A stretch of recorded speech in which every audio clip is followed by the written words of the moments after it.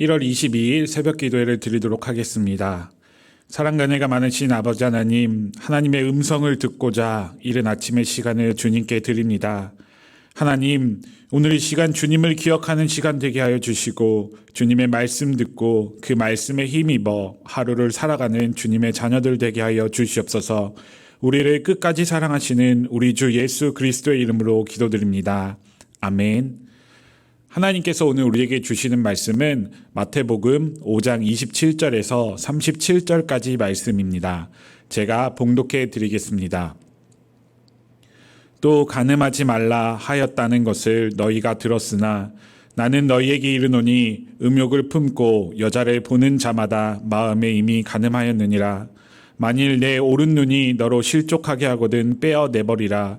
내 백체 중 하나가 없어지고 온몸이 지옥에 던져지지 않는 것이 유익하며 또한 만일 내 오른손이 너로 실족하게 하거든 찍어내버리라. 내 백체 중 하나가 없어지고 온몸이 지옥에 던져지지 않는 것이 유익하니라.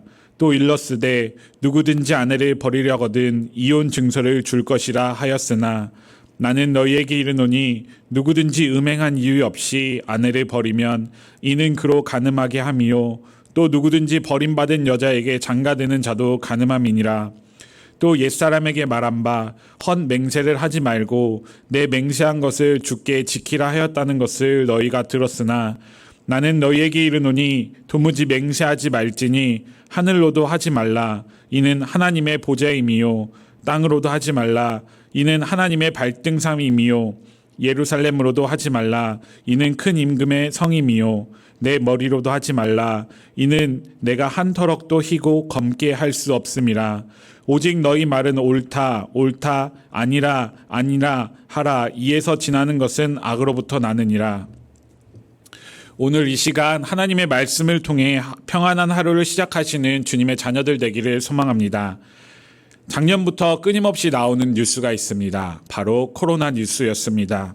코로나 뉴스는 정말 우리의 마음을 아프게 하고 우리의 마음을 어지럽게 하는 뉴스였습니다.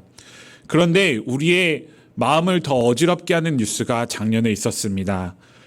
그것은 바로 목회자들의 성윤리 문제들이었습니다. 목회자들의 성윤리 문제들이 곳곳에서 헤드라인으로 세상에 나오기 시작하였습니다.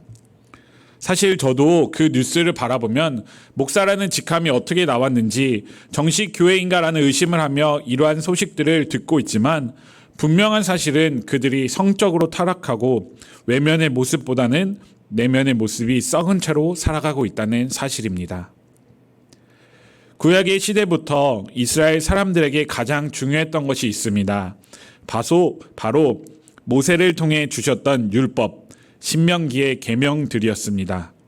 이 율법이 그들의 삶의 이유가 되었고 삶에서 반드시 지켜야 하는 규범이 되었습니다.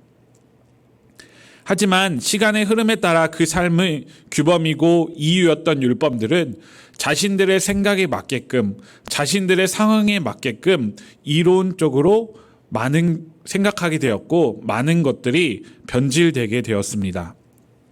이스라엘 사람들이 외적으로는 잘 지켜 행하는 것처럼 보였으나 사실 내적으로는 많은 것들이 변하였고 많은 것들이 썩어지고 있었음을 예수님께서는 알고 계셨습니다. 자의적인 율법의 해석들로 적용되었던 이스라엘 백성들의 내면을 예수님께서는 그들의 삶에서 그들의 방법이 잘못되었음을 이야기하고 싶으셨던 것이었습니다. 이에 예수님께서는 이스라엘 백성들이 생각하고 그들이 율법을 변질시켜 놓았던 것들을 소위 도장 깨기의 모습으로 하나하나 차근차근 반박하고 계셨음을 오늘 본문과 또 복음서에서 나타나고 있음을 우리는 알 수 있었습니다. 하나님의 뜻이 그것이 아니었음을 바로 말씀하고 계셨던 것이었죠. 마태복음 5장 17절을 한번 읽어보도록 하겠습니다. 내가 율법이나 선지자를 폐하러 온 줄로 생각하지 말라. 폐하러 온 것이 아니요 완전하게 하려 함이라. 그렇습니다. 예수님께서는 율법을 폐하러 오신 것이 아니라 완성하러 오신 것이었습니다. 율법을 완성하러 오신 예수님께서는 오늘 마태복음 5장부터 7장까지 이어지는 산상순을 통해서 이스라엘 백성들에게 이야기하고 계시는 것입니다. 무엇을 해야 하는지, 무엇을 하지 말아야 하는지에 대해서 말이죠. 이 시대를 살아가는 우리들은 많은 사건, 사고들을 접하게 되었습니다. 목회자 성윤리 사건도 있었는데요. 작년에 또 하나의 사건이 있었습니다. 바로 N번방이라는 사건이었습니다. 가해자들이 피해자들을 성착취물로 생각하여 지속적으로 성착취 동영상을 만들고 생산하고 유포하던 사건이 바로 N번방 사건이었습니다. 그런데 더 충격적인 사실은 가해자들이 성인들로만 구성되어 있는 것이 아니라 중고등학생까지 포함되어 있다는 사실이었습니다. 너무나 쉽게 접할 수 있는 음란물들이 성윤리 의식이 명확하지 않는 중고등학생들에게까지 전달되어지면서 사람들의 의식을 낮추고 그래도 돼라는 생각을 갖게 만들었던 것 같습니다. 사실 한국 사회에서 성윤리를 말하는 것 자체가 너무나 조심스럽고 어려운 이야기입니다. 특히 교회에서는 더 그런 것 같습니다. 동방예의주국이라는 명목하에 자녀들이 배워야 할 성윤리를 정확하게 배우지 못하는 것도 이유가 있는 것 같습니다. 대부분의 교회에서도 오늘 본문과 같이 음란함에 대해서는 이야기할 때는 하지 말라 이야기만 하고 잘못된 것이다 라고 이야기만 하는 것 같습니다. 그렇다고 한다면 오늘 본문을 우리는 오늘 이 시간 어떻게 받아들이고 접근해야 할까요? 간음, 이혼, 맹세, 과연 어떤 것을 가지고 접근해야 하는지 살펴보도록 하겠습니다. 오늘 본문의 마지막 명제인 맹세를 가지고 간음과 이혼의 문제들을 말씀드리고자 합니다. 고대 근동에서는 약속이라는 개념이 아주 중요하였습니다.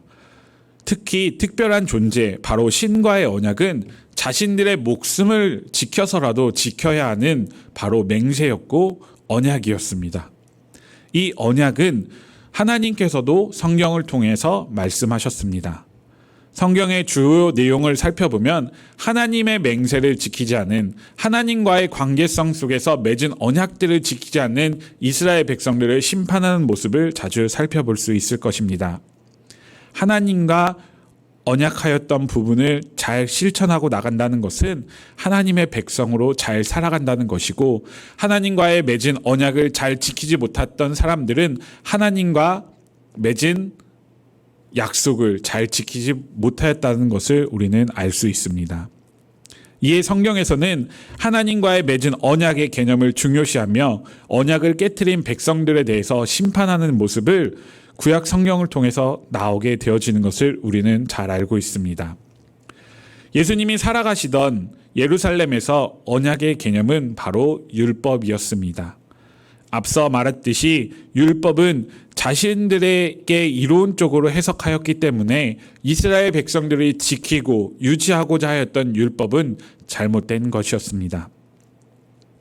이에 예수님께서는 맹세의 개념을 오늘 본문을 통해서 다시 이야기하신 것이라고 볼 수 있습니다. 하나님 앞에서 행하였던 맹세들을 지키지 않은 이스라엘 백성들을 책망하고 있음을 살펴볼 수 있습니다. 맹세한 것은 주께 지켜야 함에도 지키지 않는 백성들에 대한 예수 그리스도에 대한 말씀을 오늘 본문을 통해서 우리는 알 수 있습니다. 간음과 이혼의 문제도 마찬가지였습니다. 당시 이스라엘 백성들은 일부 다처제의 문화를 가지고 있었습니다. 일부 다처제의 모습은 자세히 살펴보면 남성의 권위와 여성의 권위가 다르다는 것을 알 수 있습니다. 한 남자와 한 여자가 아니라 한 명의 남자와 여러 명의 여자가 한 가정을 이루고 살아간다는 것이죠. 그렇다고 한다면 한 명의 남자와 여러 여자와 살아가고 있는 이 남성에 대해서 오늘 예수님께서 하시는 말씀을 살펴볼 필요가 있을 것입니다. 한 명의 남자와 여러 명의 여자가 살아가고 있는 이들 가정에 하나님께 맺은 언약이 있었을까요? 없었을까요? 있었습니다. 그들은 결혼이라는 하나님 앞에서 맹세하였던 결혼의 언약이 있었습니다. 그럼에도 불구하고 결혼한 남성이 결혼하지 않은 여성 또는 그 다른 남자와 살고 있는 여성을 바라보는 이 눈에 대해서 예수님께서는 간음이다라고 말씀하고 계신 것입니다. 하나님 앞에서 맹세를 통하여 이루어진 결혼이었음에도 자신의 아내가 아닌 다른 여성을 바라보는 것에 대한 잘못을 말씀하고 계셨던 것이었습니다. 맹세의 문제를 통해서 예수님께서는 율법의 완성을 말하고 계신 것입니다. 하나님과의 관계를 통해서 우리의 율법을 어떻게 완성해야 함을 말씀하고 계신 것이었죠. 오늘 우리는 하나님과 맺은 언약의 개념, 하나님과 나와의 맹세의 개념에서 본문을 살펴보았습니다. 하나님께서는 우리의 각각의 삶의 자리에서 행할 수 있는 것들을 주셨습니다. 각각 개인의 모습들이 다르지만 각각의 삶에서 가지고 있는 것들로 하여금 축복을 받게 하셨고 인도하심을 우리는 알 수 있습니다.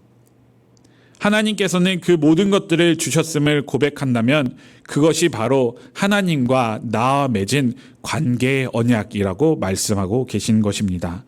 맹세의 언약이라고 할 수도 있습니다. 예수 그리스도 이외에는 완전한 사람이 없습니다. 성적인 문제들 역시 마찬가지로 우리에게 언제나 다가오고 있음을 우리는 알 수 있습니다. 가정의 문제들, 도덕적인 문제들, 삶의 문제들이 우리의 삶을 끊임없이 괴롭힐 것입니다. 이러한 모든 문제를 하나님과의 관계의 정의를 통해서 하나님과 내가 맺은 언약을 통해서 해결해 나갈 수 있는 주님의 자녀들 되시기를 간절히 기도드립니다.